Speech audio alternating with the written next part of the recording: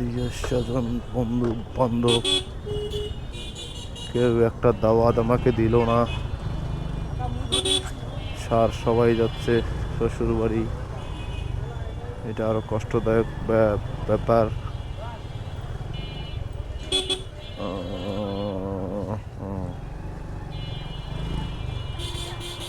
মানে দলে দলে দলে দলে আত্মীয়র বাসা যাচ্ছে, দলে দলে মানুষ।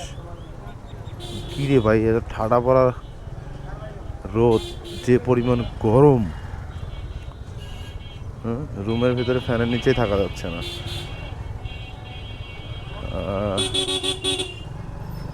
মানুষ জামাত করে একদম আত্মীয় স্বজনের বাসায় যাচ্ছে।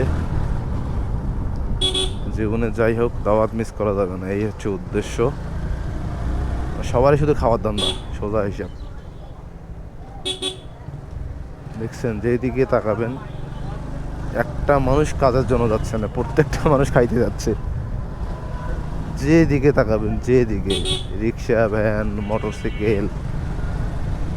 হ্যাঁ,